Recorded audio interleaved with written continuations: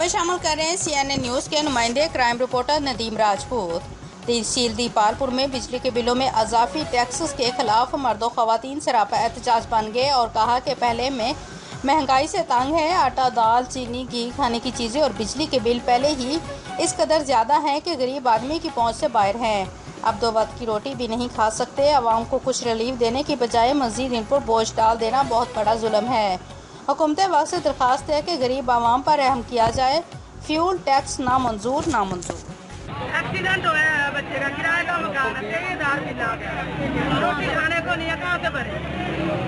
Bill भरे, किराए भरे, 15-15, 20-20 हज़ार, 24-24 हज़ार बिल, 10,000 किराया आ गया। हम कहाँ से करें? कमाने वाले हैं जो बेचारे बीमार पड़ गए। 3 बच्चे जवान बहुत हुए, मजबूर है, खुद मजदूरी करते हैं। तो मेरा छोटा सा बच्चा कमा लिया, मैं अपने घर का पूरा नहीं होता तो ये बिल कहाँ से अदा करूँ, ये टैक्स कहाँ से अदा करूँ? 100 रुपए किलो आटा, 100 रुपए किलो सब्जी है, रोटी पूरी नहीं होती, कहाँ से करें हम?